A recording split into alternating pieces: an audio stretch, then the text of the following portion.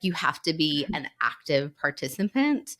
And I think that just starts with putting yourself out there, introducing yourself both online or in person if you're at industry events, and trying to connect with people. Your people will always find you if you're willing to be your authentic self and put yourself out there. You will attract the right people who want to be in connection with you.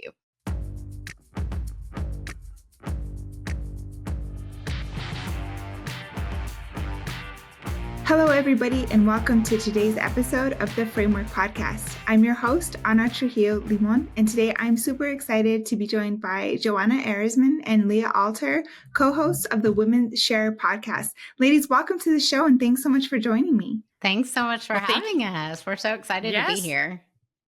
Yeah, we've been planning this for a while now, so I've been looking forward to it. We had some technical difficulties our first try, but we are here. Everything is going smoothly. I better knock on wood when I say that. That's right. Exactly. So no, this is going to be a fun episode. So I always like to kick off with the question, what did you want to be when you were little growing up? And we'll start with you, Leah. Well, I probably not too much of a surprise to those who know me, but always been a pretty creative person. And I got struck with the theater bug when I was in high school and also really loved literature. So I double majored in English Lit and theater in college with dreams of becoming a Broadway director. When I graduated from college, I immediately moved to New York without any direction or money or plan other than I wanted to live in New York. And it was super exciting. It was a great time to be there in my 20s. And while directing was not my long term, I did get to be in the industry and learned so much about the different areas in the industry and ended up spending most of my time on the representation side.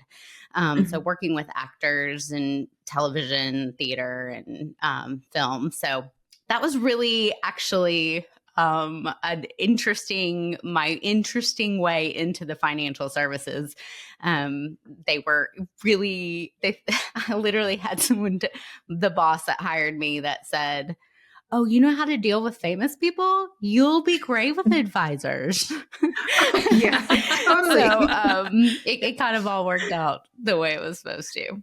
How about you, Joanna? Love it. Yeah. Well, growing up, so I grew up, it's so interesting to compare and contrast. You'll probably see Anna in this conversation, just like we're like yin and yang, but it works so well together. So I grew up in rural Minnesota. And so growing up wanted to be a veterinarian. I think I was influenced by like all the Lisa Frank posters and trapper keepers and all of that stuff. Even though we were very landlocked, marine biologist was another variation on that. But as I grew older, my mom was in sales for a local manufacturer, and she started taking me to trade shows to kind of be like her hired help. And I have the gift of gab, so I was helping her out in the booth and that sort of thing. And that really introduced me to sales and marketing, and thus my interest in just getting into that line of business. So went to school for marketing at a university here in Minnesota, and started out in the agency side of the marketing world, which not many people know. I'm in the Minneapolis-St. Paul area. People think flyover state, very cold. We actually have a lot of Fortune 500 companies based here. So we have a great kind of advertising agency presence as well. So started out there, and then actually got recruited into financial services from a leader that I had worked with at an agency who went in-house at an RIA. So that's a little bit about me. Yeah. It's great. I was thinking about the marine biology aspect, and I think, I don't know if you had it, Leah, but I think we all had a little brush with the marine biology. I'm in landlocked Colorado, right? And so for a brief moment, I wanted to be a marine biologist also. And that's kind of what got me interested in the University of Miami, where I did ultimately end up going. But because they had a marine biology, I didn't study marine biology there. But you got closer to it than I did. That was gret. Yeah. I was never like super good at science. So I was like, oh, that's probably out for me. Yeah, when I found out it was more than like swimming with dolphins, I was like, I'm out. That's really not my vibe. Totally. No, love it. So there's also a very interesting documentary about Lisa Frank on I think it's on Prime or something. I haven't watched it yet, but it's on my list for this weekend. So I'm excited to check that out. I'll let you know how that goes. Yes, please do. I'll have to check it out. Awesome. So you both have had really amazing careers, have your own businesses and stuff, but I would really like to zone in on the WomenShare podcast because I became an avid listener when y'all launched. And I just love the vibe and all of the stories that you tell and the way you celebrate women. So let's talk a little bit about the podcast and, what inspired you both to get together and start it and the vision behind it. Yeah. Well, Leah, you go first. It was kind of your baby, the initial idea. Yeah. So when I left kind of the corporate world and struck out on my own, one of the things that I was personally working through was a pretty extreme burnout. I had spent about 12-ish, 13-ish years in the industry just grinding. And I was really, really burnt out. And part of that process for me was really reflecting on what I'm most excited about, what I'm most passionate about, what kept me in this industry for as long as I have been in it. And it just kept coming back to this idea that women need a bigger seat at the table, a more influential seat at the table. And I thought, what can I do as a singular person to try to help that? And not just to elevate the women that are currently in the industry, but like, how can we get more women to join us? And then also, how do we get them to avoid all of the things that I did that led me to this state of burnout? And it was really that combination where I was like, I feel like the platform is a podcast. I think these are conversations that need to be had. I knew I wanted a co-host, and Joanna was pretty much the only one on my list. But at the time, she was working full-time at an RIA. So I was like, I don't know how that's going to work. And circumstances worked out where she was leaving that situation, and she reached out to me to tell me that she was leaving. And I said, can you get on a Zoom tomorrow? I have something I want to talk to you about. And I pitched her the idea right away. And then also said, I know this is a whole lot. So take some time and think about, that. But you're really I feel like, to Joanna's point earlier, you really are the yin to my yang. And I think we could do something really cool in facilitating these conversations. So that's really how it was conceptualized. And then once Joanna said yes, thankfully, it was really her creativity and her experiences that really brought everything together. I mean, it was truly a partnership at that point of what we wanted to co-create. Yeah. And Joanna, go ahead. I was going to say, well, along those lines, I think, Leah she operates very intuitively, things spark and it's this is a yes. And I was at the time very much still okay, I need to process and plan. And what does this look like? And what does it, mean 1 year from now? But, very quickly, I just leaned into, gosh, this is something that Leah and I bonded over when we first met, is this passion for the industry and supporting women in it. We were both marketers by background and had been in the industry for more than a decade. And so when we started out the show, we originally were okay, well, we're marketers. In my mind, I'm this should be about marketing in the RIA industry. But the most interesting conversations that we had were just about people's career stories and what it's like being a woman in the industry or how they're supporting other women. And so that's where the show actually morphed, about 9 months in, to just be a celebration of women in financial services rather than a marketing guide. And that was a very, I just felt like that really opened it up even further. And we've had such phenomenal guests, whether it's female advisors or people that are corporate leaders or even coaches and folks that work with people in the industry. It's been such a fun journey to talk to these women, share their stories, and really just give them a platform.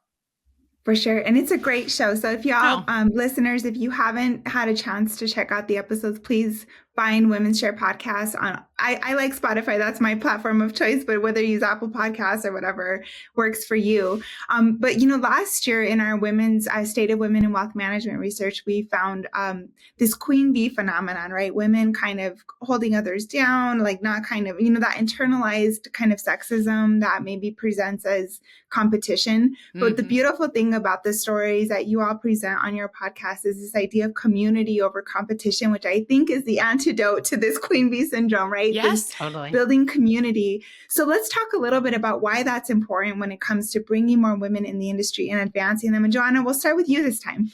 Yeah, well, and I think that community over competition, that was like the founding mantra of the show. I mean, candidly, there's really not like a business purpose to the show for either one of us. Like I'm not using it to generate business. Leah isn't. It's just this passion for, the industry and the women in it. But I think we were talking about, okay, what are the types of guests, and are people going to be willing to share some of their best practices and what's worked for them? And what has been so powerful is just how open and generous guests have been in sharing their insights and that sort of community building. So I think that, how it's an antidote to the queen bee syndrome is, I think everybody in this industry, by and large, that we've been speaking with has the same mentality of, there's this shared passion around just helping more people with their financial futures. And there are more clients to go around than there are advisors, right? Especially with the wealth transfer that's coming up in just a couple of years here. So I think everybody learning and helping each other is only going to help more clients in the end. So I think that really is where some of the spirit of community is coming from, and not necessarily turfiness of, I'm not going to share my best practice because I'm afraid you're going to steal it. Leah, I don't know. Do you feel? Yeah, no, I mean, you same? said it great. I mean, there are only 25% of the people in this industry are women, right? So if you're just looking at numbers, we're just stronger and better when we're working together. And that's not to say we're like, it's men against women or anything like that. But we're already having to do more and be more and show up in more ways. So let's take the competition piece with other women out and create, like Joanna said, creating a community where, so instead of gatekeeping, we're sharing information, we're sharing what we're learning. And then that helps open and create more opportunities for ourselves as well as for other women.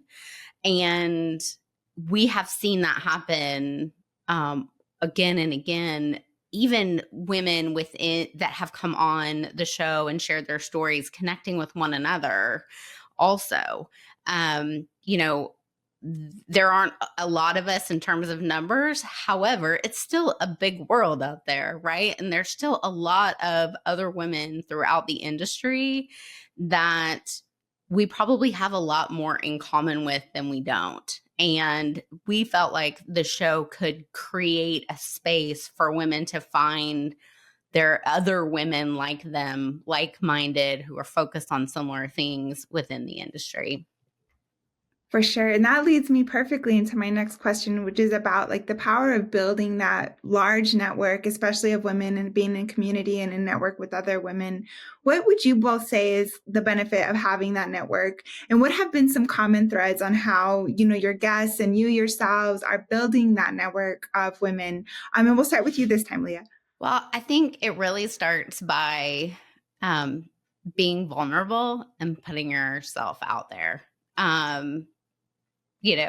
They make the joke about dating, right? That like no one's going to just like knock on your door and be your dream partner. But it happens with friendships and networking as well. Like you have to be an active participant. And I think that just starts with putting yourself out there, introducing yourself both online or in person if you're at industry events, and trying to connect with people. Your people will always find you if you're willing to be your authentic self and put yourself out there. You will attract the right people who want to be in connection with you. Love it. Yeah. And I think part of it too, tying on to both putting yourself out there and being authentic is, people can sense if this is like a genuine connection. Like you actually have to care, right? And want to get to know somebody and build the relationship, but also being willing to share what you know or what connections you have with other people, right?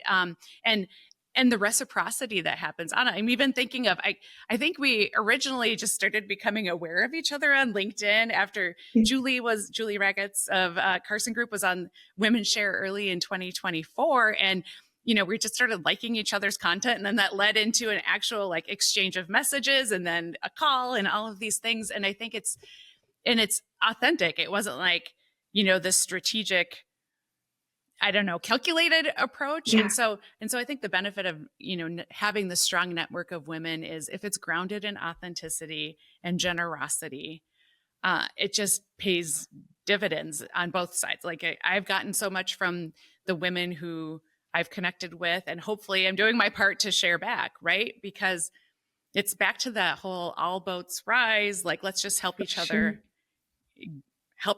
authentically. It matters. Yeah. And I have a beautiful story about, I don't know if y'all know Vanessa Martinez, but she's the CEO of Expressive Wealth, this firm based in Chicago. And so we met each other at an event at Carson's Excel, actually. And it was one of those moments, Leah, like you said, like just putting yourself out there, just starting to talk to somebody, like we kind of gravitated toward each other and just started talking and built this community together. And I always, give the flowers Vanessa deserves because she's so incredible. But it's like one of those moments where, you do kind of, and I'm an introvert and I'm very shy. So putting myself out there is really hard. So when I did and returned dividends, meeting someone like Vanessa, it was just such a beautiful experience. So I love that way that you put that so eloquently. But, I'm curious, as we're diving into our State of Women in Wealth Management research for this year, for 2024, we're doing it very late, but we're changing it up a little bit and kind of trying to develop some sort of roadmap, drawing out the lessons from successful women advisors. But one of the things we're asking about is the challenges, which has been a common theme in the past two research projects that we've done. What are some of those common challenges that the women on your podcast, what are some common themes in that realm of challenges that they face that you've noticed? And we'll start with you, Joanna, this time.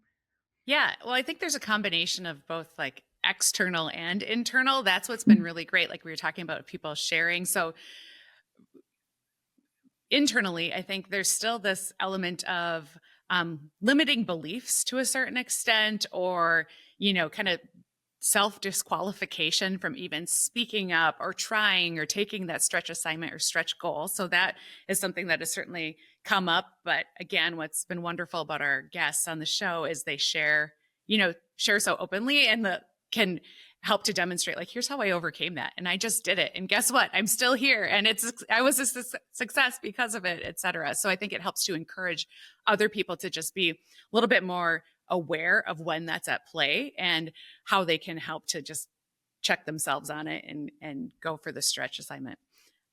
Leah, what about for you? What other themes have come up? I think a lot has, one thing that I've noticed a few times is this idea of being the only one in the room, like me, whether that is a woman of color, different backgrounds, and what that has been both early in career and then now kind of later in their career and how they've evolved. And I think there's just been a lot of really good lessons learned, hard lessons learned, but ultimately figuring out a balance of being myself and showing up authentically and, working hard and doing all those things, but not letting the bigness of all of that kind of weigh on you. We had an amazing guest in, I think, probably the summer of 2024, where, she left. It was too much and she had to leave the industry. But she came back, but she got to come back and be true to herself and she's thriving. I mean, absolutely thriving. So it's been really amazing to hear the stories of the women who have figured out their own kind of secret sauce of that work-life balance, where they get to do the things that they love and are passionate about, which is, helping clients. And a lot of them are focused on helping women. And also like having a life outside of work that feeds their souls, which I think has just been incredibly inspiring, whether that's exercise or meditation or working with coaches. There's been a lot of different tools. But the women that have come on have all found that the combination of things that really work for them. I love that.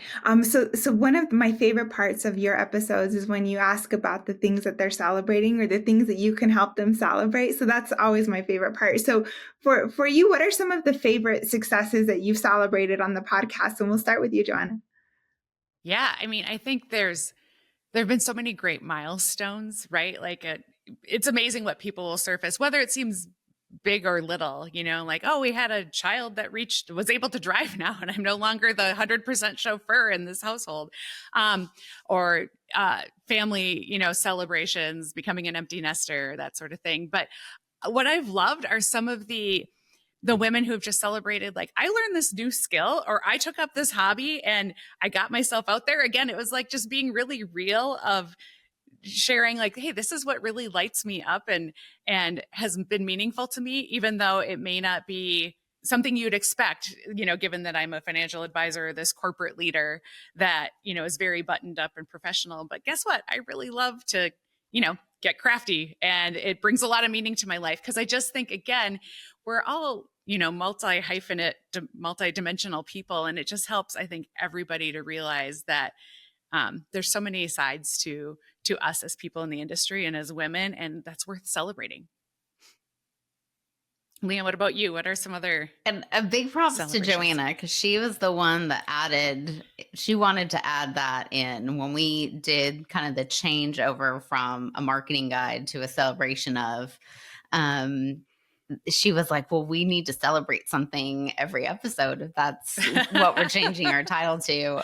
And it has been a lot of fun because a lot of times we don't know what those celebrations are going to be until we're recording the episode. And so they have been all over the board in terms of, winning awards and really big accolades to, as Joanna mentioned, like everyday small wins, but we had two different guests celebrate cancer-free after one was a family member and one was herself. And those were just like gut punches, like in the best possible way. Yes. But like such an honor to get to celebrate that with our guests, something that they were so elated and proud, and that those really stood out for me. And again, we didn't know those were coming. So I definitely teared up a couple of times during those. Yeah, there are usually tears. Yeah. And Leah and I try not to make virtual eye contact with each other during the time, because then we'll know it. It's coming. Because I'm one of those people that, like, I can't let you cry alone. Like, if you're crying, I'm crying with you. Like, we're doing this together.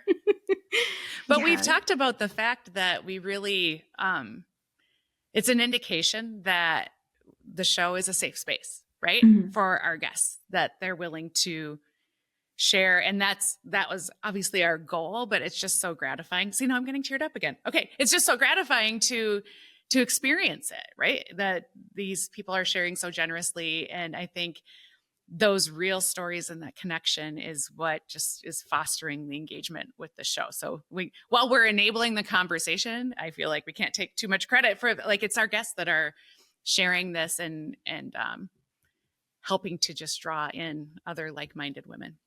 For sure. And it's beautiful to create that space, because I think a lot of times, especially successful women, really forget to celebrate their wins and like on to the next thing. Right. But like that question forces even the listener to be like, what am I celebrating today? So I love that you all do that.